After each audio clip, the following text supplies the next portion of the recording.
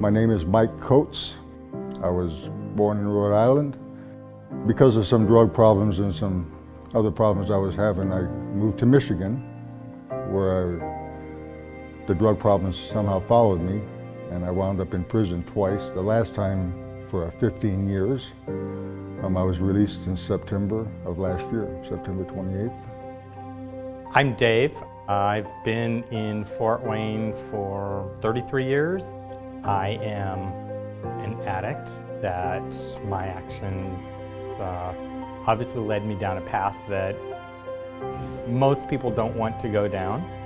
As a felon, I was convicted of 1 count of theft and served 2.5 years. But during my serving, part of it I got to serve on house arrest, and that's how I got connected with Blue Jacket. I'm a 4th offense armed robber. My life was in the streets, pretty much. I've been a drug addict since my early teen years. I went to the California Youth Authority when I was 12 and just went through the ranks.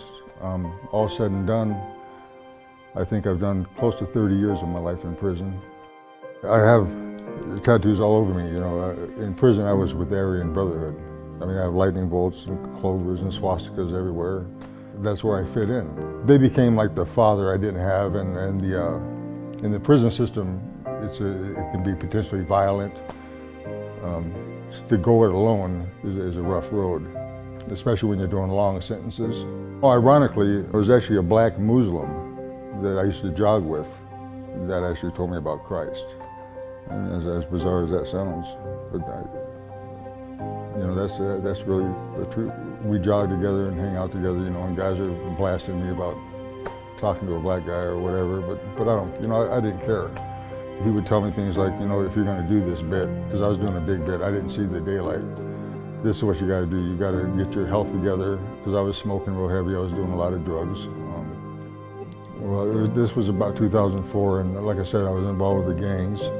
I play guitar, and every once in a while the Christian church would ask me to come and fill in for them or play.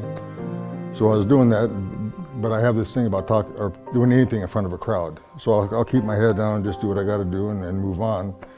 But this one time I raised up my head and I saw a kid that looked like my kid.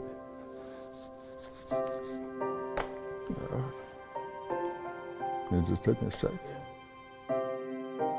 I started reading my Bible, started going to a couple services, but you know, people thought I was like faking it and stuff like that. Well, I just got on my knees and I just prayed, man, God, I really need you if you're for real. And I said the prayer the guy was saying, you know, I'm sorry for my sins. I believe you died on the cross for me and all that. But I had my head down and it felt like somebody had poured something over my head. And it startled me enough to where I stood up, you know, and I can't really explain. From like that moment on, I didn't like feel mean or like self-hatred or that kind of stuff. And I felt clean. Well, my definition of addiction is if the item is controlling you and you can't say no, you're addicted. And it wasn't until my life came crashing down that I actually got relief, feeling that I can actually breathe, not worry that somebody's going to find out, not worry that something bad is going to happen to my family because of the choices I made. And you know, the secrets breed, and they just get bigger and bigger and bigger, and it's kind of like having a weight around your neck and you just start sinking. I found that it wasn't just that I was addicted to one thing, I was addicted to everything. If it was a negative behavior, I found pleasure in it, only because I realized that I was really searching for self-worth. Well, when my world came crashing down, mine came crashing down in a very public way.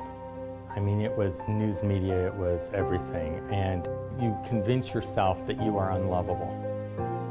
You are the person that nobody wants to associate with. In 2013, I just made a decision that I didn't really want to get out. I find it hard to function out here. I had that stigma on me. I mean, I feel like people are standoffish of me anyway. I'm just like everybody else. I want to be relevant. I want to contribute to society. I want to, find a wife. Jesus is more than just like a friend or whatever. He's my savior, but also like my go-between. Because I very rarely do I have a perfect day, but I really know that God really can't turn life around. Nobody is beyond help. It's like a cliche that God can take your mess and make it into a message. And I really want to use all my past failures to catch a younger guy coming up. And maybe, God can use me in his life.